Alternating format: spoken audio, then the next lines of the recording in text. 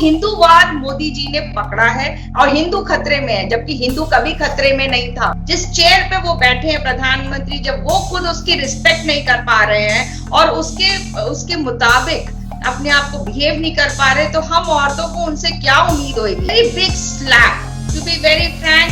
प्रधानमंत्री होके ओ दीदी, अरे दीदी, जैसे उन्होंने जैसे like a road side Romeo, loafer और अवारा जैसी लैंग्वेज एक प्रधानमंत्री को शोभा नहीं देती। मुस्लिम कम्युनिटी को तो वो ही देना चाहते हैं कि आप जिंदा हैं तो हमारी बदौलत है।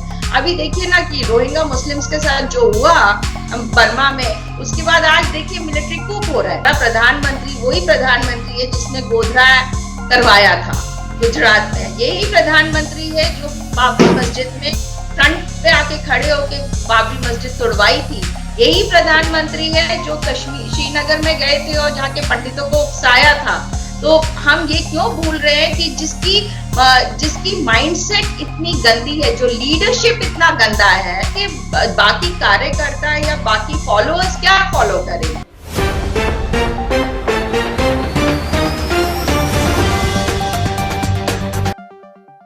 नमस्कार, आदाब। मैं खुशबू अख्तर। लोकतंत्र की ऐसी तस्वीर शायद ही कभी देखी गई होगी। आज हमारे साथ रिटायर्ड फ्लाइंग ऑफिसर इतिशा मैम मौजूद है।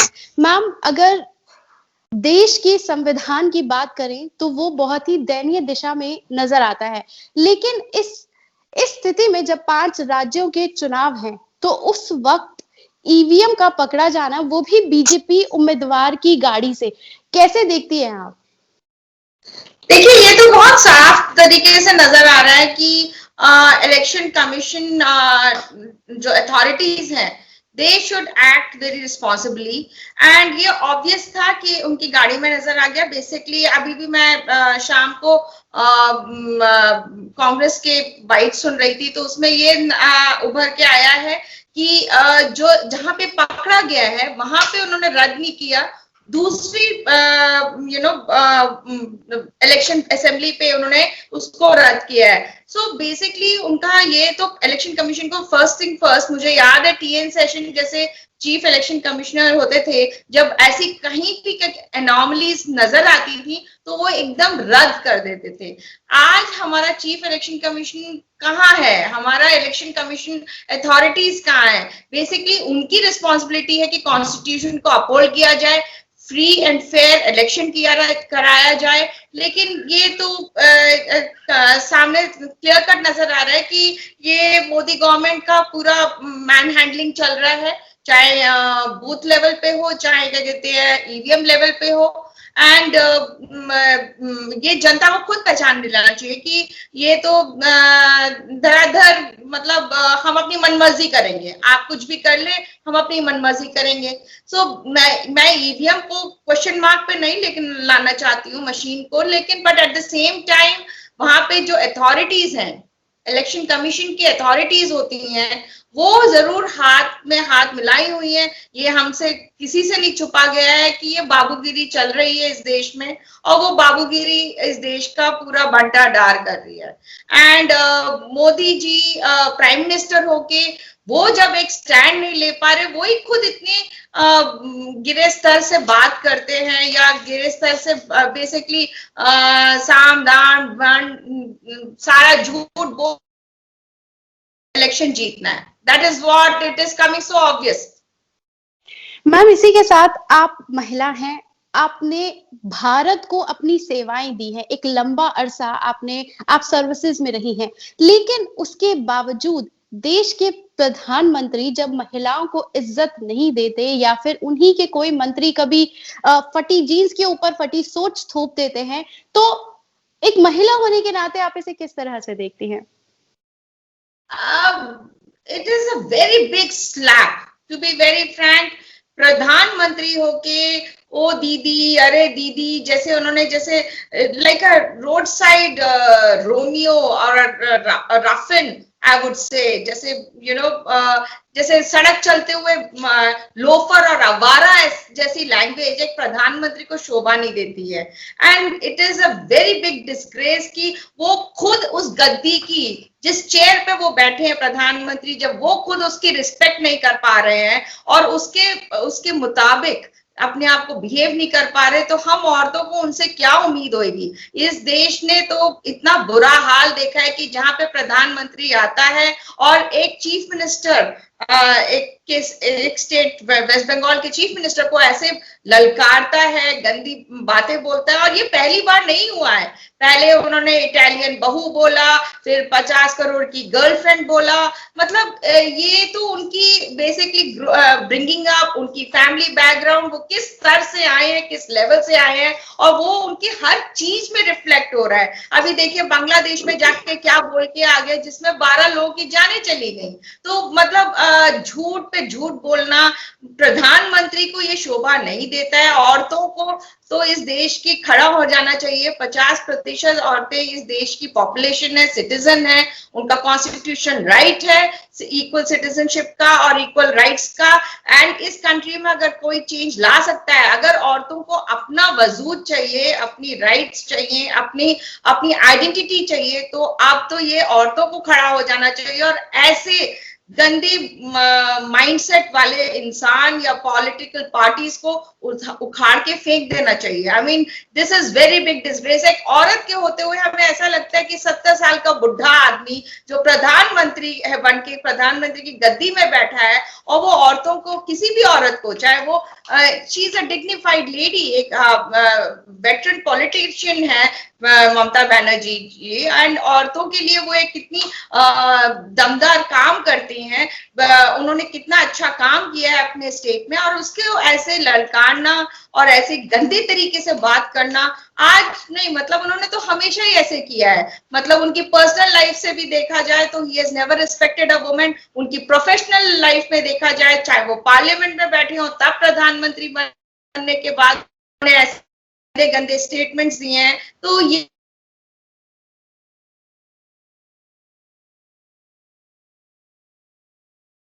Can you hear me, ma'am? of the chair that you're holding. Okay. Ma'am, आपको मैं फिर से बंगाल चुनाव जो हो रहा है उसके बूथ कैप्चरिंग पर लेके जाना चाहूंगी। एक नई तस्वीर और देखने को मिली है कि सीआरपीएफ का जवान जो वोट देने आए हैं लोग, वो उन्हें बोल रहा है कि आप भारतीय जनता पार्टी को वोट दीजिए। क्या अब आपको नहीं लगता कि अब कोई भी सर्विस सिर्फ भारतीय जनता पार्टी को वोट देने भर रह गई है? जो एक भारतीयता थी, जो हम हमेशा एक महसूस करते थे अपने अंदर प्राइड के तौर पे, प्राउड के तौर पे, वो अब बदल के सिर्फ एक पार्टी स्टैंप भर रह गया है कि सीआरपीएफ जवान आगे आगे कह रहा है कि आप किसे वोट देंगे, आपको भारतीय जनता पार्टी को वोट देना चाहिए। कैसे देखती हैं आप?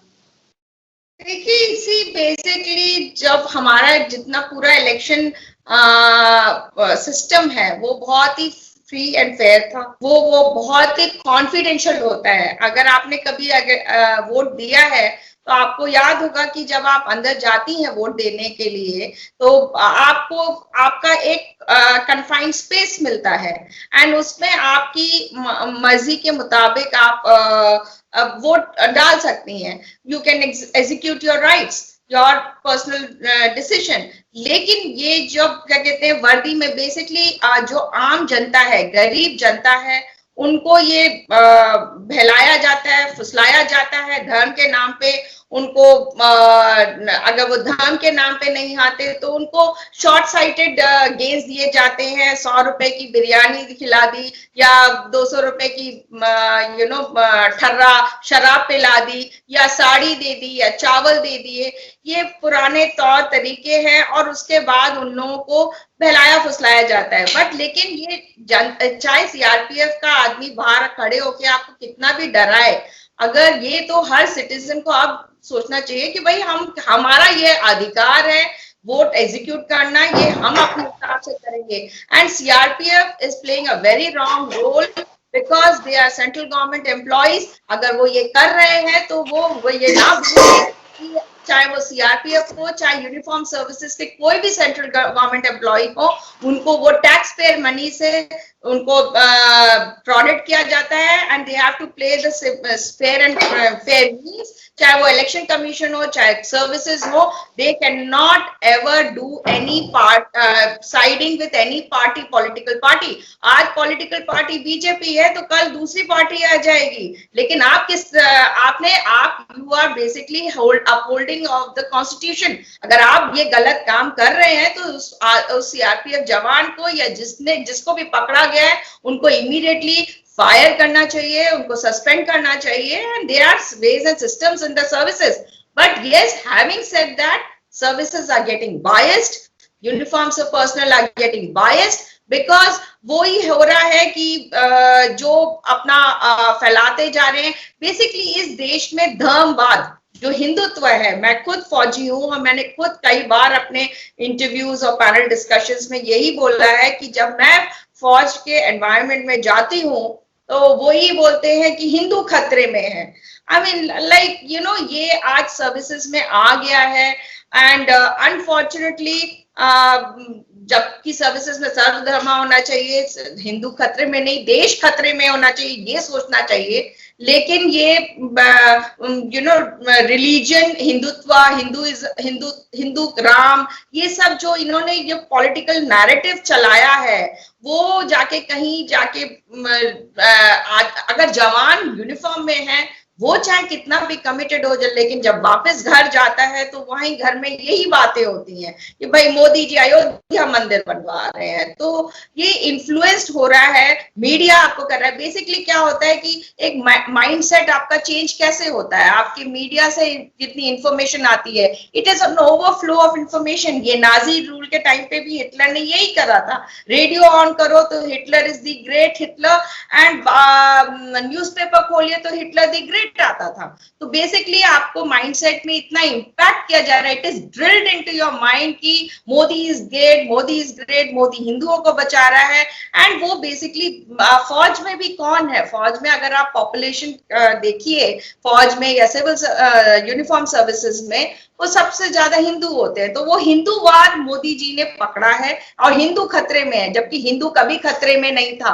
जब इंडिपेंडेंस हुआ था तब भी वो 78% हिंदू था, आज भी 78% हिंदू है। और पॉपुलेशन बढ़ती चली गई, उसके रेशियो से परसेंटेज बढ़ती चली गई ना। और ये कोई ना भूले कि इस देश की नींव, इंडिपेंडेंस की नींव सब धर्मों ने मिलके जुल के इस इंडिपेंडेंस को लेके आए हैं। लेकिन ये नैरेटिव जो बीजेपी का है कि हिंदू खतरे में है, which has percolated into the uniform services. अब वो जो जवान होता है, जो 10-12वीं पास होता है, उसकी इतनी सोच बड़ी नहीं होती है, तो वो बहकावे में आ रहा है। मंदिरों में क्या कहते हैं, आप देखिए सर्वधर्मा मंदिर है, वहां पे उन्होंने चेंजेस करे हैं, लोकल आपके कमांडर्स आके चेंज कर जाते हैं। तो ये कंटिन्यूअस ड्रिलिंग इम्पैक्ट के कारण आज जवान भी बोलता है नहीं हिंदू खतरे में, क्योंकि घर में जाता है तो यही सुनता है, क्योंकि अनपढ़ गंवार फैमिली जो होती है वो यही बोलती है। और फिर जब वो अपने सर्कुलेशन में घूमता है तो भी यही बात सर्कुलेट होती रहती कि हिंदू खतरे में है। और आपका मीडिया बार बार यही दिखाता है कि भाई मंदिर, अयोध्या मंदिर बना रहे हैं मोदी जी, तो मोदी जी हिंदू को उठा रहे हैं। मेरा तो सबसे एक ही क्वेश्चन है, चाहे वो जवान हो, चाहे वो सिविलियन हो, चाहे कोई भी हो, चाहे सिविल सर्विसेज में हो, चाहे बाबूजी हो, लेकिन राम या रहीम कोई आके आपकी रोटी नहीं चला रहे हैं। बेसिकली अगर आज देश की अगर बॉर्डर्स हमारे इतने इनसिक्योर हो गए हैं, हमें चाइना जैसी कंट्री आज हमारे पे हावी हुई है, जिसको इंडिपेंडेंस 1960s में मिली थी और हम उससे पहले इंडिपेंडेंट हुए थे। आज चाइना हम पे हावी बैठी है। We don't have a single friendly neighbour. आज बांग्लादेश हमारा प्राइम मिनिस्टर गया तो देखिए क्या वहां पे बवाल उठा। तो हमारा कोई भी फ्रेंडली नेबर नहीं है। और इस सिनेरियो में अगर यूनिफॉर्म सर्विसेज इतने बायस्ड हो जाएंगे और एक पॉलिटिकल पार्टी का साइड देंगे, तो वो ये भूल रहे हैं कि जनता, the power lies in the common man, the common citizen, and the citizen can. आज बीजेपी है, ये तो ऐसी पार्टियां आई हैं गई हैं यूपीए गवर्नमेंट 2 बार आई और फिर चली भी गई ना, तो जनता उखाड़ भी देती है। और ऐसा नहीं है कि बीजेपी का जो साथ दे रहे हैं तो वो ऐसा नहीं है कि ये 100 साल तक चलती रहेगी पार्टी। तो they are digging their own graves, they are digging the grave for the country, they are digging the grave for themselves, they are digging the grave for the job that they are doing, they are not doing justice, they should be fired rather. बिल्कुल ma'am, आपने लगभग सारी बातें कह ही दी हैं, लेकिन धर्म के नाम पर हिंदू खतरे में है, हम समझ गए, देश खतरे में है, ये कोई नहीं समझ रहा है, रोजगार लोगों के पास नहीं है, आगे सरवाइव कैसे करेंगे उसका कोई ठिकाना नहीं है। लेकिन इसके बीच एक नया सिनेरियो देखने लगे हैं कि पानी के नाम पर बच्चे को मारा जा रहा है, क्योंकि मुसलमान बच्चा पानी पीने के लिए मंदिर में चला गया था। कैसे देखते हैं कि इतना खतरनाक माहौल, जो सिर्फ पानी के नाम पर एक बच्चे को मारा गया, और उसके बाद जब कांग्रेस लीडर उससे मिलने जाती है तो उसको बकायदा ऐसे अपशब्द कहे जाते हैं कि या तो पानी ने अपना धर्म बदल लिया है, या महिला अगर विरोध करेगी तो उसको इस तरह से अब्यूज किया जाएगा। कैसे देखती हैं मैम आप इसे? देखिए, पानी की कोई जात नहीं होती। आप कुत्ते, बिल्ली, पशु पक्षी सबके बारे में जाते बनाएंगे क्या? ये बहुत ही गलत तरीके से इन लोगों ने इसको करा है। अभी बच्चे को भी मारा, अभी देखिए वहां पे साईं बाबा की मूर्ति तोड़ दी क्योंकि वो मुस्लिम है, ये मान के, जबकि साईं बाबा क्या थे किसी को नहीं पता, वो हिंदू थे, मुस्लिम थे, शूद्र थे, किसी को नहीं पता। वो साईं बाबा के मंदिर में सबने माथा टेका है जाके, चाहे वो हिंदू हो, मुसलमान हो, क्रिश्चियन हो, कोई भी हो, जिसको उन पे श्रद्धा है वो सब जाके टेकते हैं। ये बेसिकली जो रिलीजन के बेसिस पे उनको पॉलिटाइजेशन कर रहे हैं, और उनको बेसिकली क्या है कि अगर ये लीडरशिप से आता है। लीडरशिप अगर ये चीज प्ले कर रहा है, मतलब हम क्यों भूल रहे हैं कि हमारा प्रधानमंत्री वही प्रधानमंत्री है जिसने गोधरा करवाया था गुजरात में। यही प्रधानमंत्री है जो बाबरी मस्जिद में फ्रंट पे आके खड़े होके बाबरी मस्जिद तोड़वाई थी। यही प्रधानमंत्री है जो कश्मीर, श्रीनगर में गए थे और जहाँ के पंडितों को उकसाया था। तो हम ये क्यों भूल रहे हैं कि जिसकी माइंडसेट इतनी गंदी है, जो लीडरशिप इतना गंदा है, जो लीडरशिप क्या कहते हैं उस पे, जिसके फाउंडेशन पे उसने लड़ा के रीजनल वॉर्स, रिलीजन वॉर्स करा के वो आज वहां प्रधानमंत्री की गद्दी पे बैठा है, तो उसके बाकी कार्यकर्ता या बाकी फॉलोअर्स क्या फॉलो करेंगे? आप अगर फॉलोअर्स देखिए तो अगर विवेकानंद के फॉलोअर्स हैं तो वो विवेकानंद जैसी सोच रखते हैं, या क्या कहते हैं अगर आप ओशो के फॉलोअर्स देखें तो ओशो जैसी सोच रखते हैं। तो ये प्रॉफिट मोहम्मद के फॉलोअर्स है तो उनकी जैसी सोच रखते हैं। जो जैसा उनका लीडर होता है वैसी फॉलोअरशिप होती है। तो लीडर ही गलत है, तो लीडर पे बेसिकली, तो लीडर को हटाइए ना। तो बेसिकली अगर आप छोटे छोटे कार्यकर्ताओं को पकड़ेंगे तो कोई फायदा नहीं है, क्योंकि ये तो इट इज गलत चीज को पकड़ना बहुत आसान है। सही चीज, कड़वा सच कहा जाता है, कड़वा सच बहुत लोग मानने को तैयार नहीं होते, क्रिटिसिज्म मानने को तैयार नहीं होते। तो ये बेसिकली माइंडसेट चेंज हो रहा है ना। आज हमारे देश का आम आदमी यही छोटी छोटी बातों से डाइवर्ट हो रहा है। एक न्यूज आती है फिर दूसरी न्यूज आती है, मतलब आप देखिए ना, झटके पे झटके लगते चले जा रहे हैं। डीमोनेटाइजेशन, उससे पहले उन्होंने सारा जो मोदी सरकार करती आ रही है, ये वो बेसिकली आपको झटका दे रही है। It is breaking your backbone, it is telling you कि आप जिंदा हैं तो हमारी बदौलत है।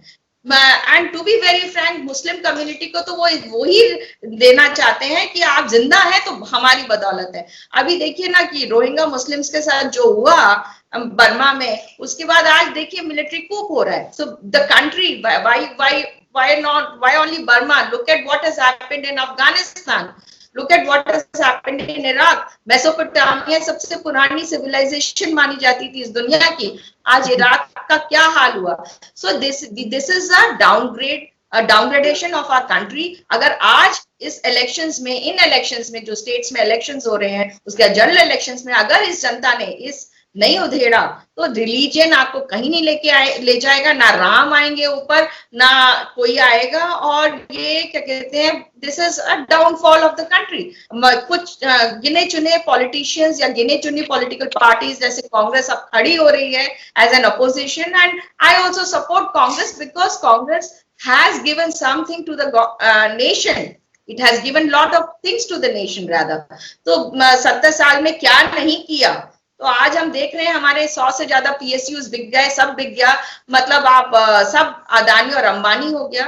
तो आप गिने चुने लोग खड़े हो रहे हैं, and thanks to your media people like you youngsters, जो ये कहते हैं इतने अच्छे अच्छे मुद्दे उठा के इसको कॉमन आदमी तक पहुंचा रहे हैं, ग्रास रूट लेवल तक पहुंचा रहे हैं, वो बहुत इंपॉर्टेंट है। नहीं तो जो पढ़ा लिखा आदमी नहीं है, भोला है, हमारे देश का आम जनता जो गरीब है वो भोला है, वो दिन में अपनी 2 रोजी रोटी कमाने के चक्कर में लगा रहता है, वो आगे नहीं सोच पाता। लेकिन आप लोग अच्छा काम कर रहे हैं, एंड यही मैं चाहती हूँ कि सब मीडिया में, अब मेन लीग मीडिया कहाँ ये बातें उठा रही है। मैं आज एनडीटीवी का चैनल देख रही थी, उसमें जब ये रिपोर्टिंग हुई है तो एनडीटीवी ने उसको बोला कथा, it is said to be like that about the EVM machine found in the BJP candidates van. So don't say reports like this, say it with conformity.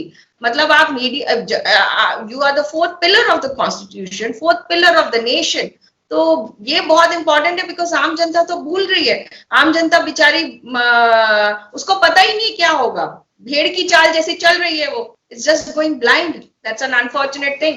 बहुत कम लोग हैं जो खड़े हो पा रहे हैं। हमसे बात करने के लिए बहुत बहुत शुक्रिया मैम।